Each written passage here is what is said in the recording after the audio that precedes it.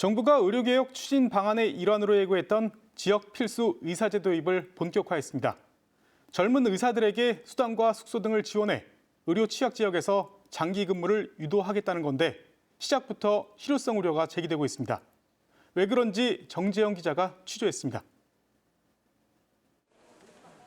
지역 필수 의사제의 목적은 응급의학과와 산부인과 등 이른바 8대 필수 진료 의사들을 의료 취약 지역에 정착시키는 데 있습니다.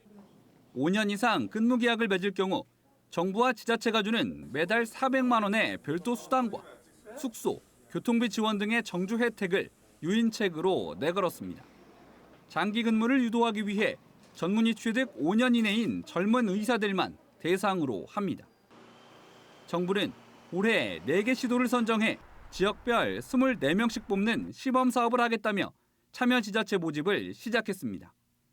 지난해 추진 발표 당시 거주 이전의 자유 침해 등으로 의료계 반발을 샀던 그 제도로 자격 요건 등 일부만 수정됐습니다.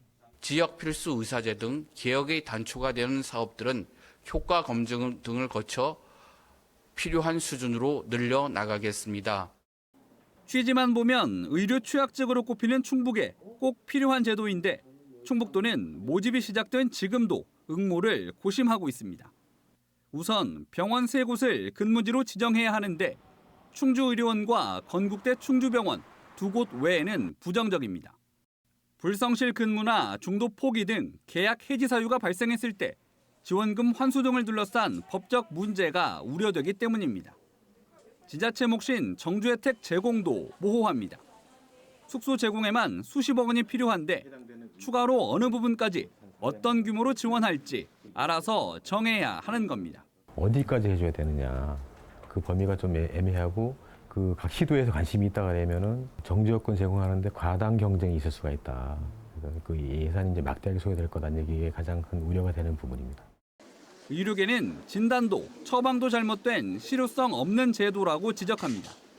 필수 의료 기피는 낮은 의료 수가와 의료사고 책임 때문이지 지원금 등으로 해결될 사안이 아니라는 겁니다.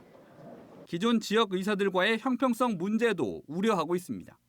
너무 근시안적이고 미봉책인 그런 생각과 전형적인 그 탁상 행정의 표본이라고 볼 수 있습니다. 의사들을 모으는데 아마 문제가 많을 것 같고 실패할 것으로 판단됩니다.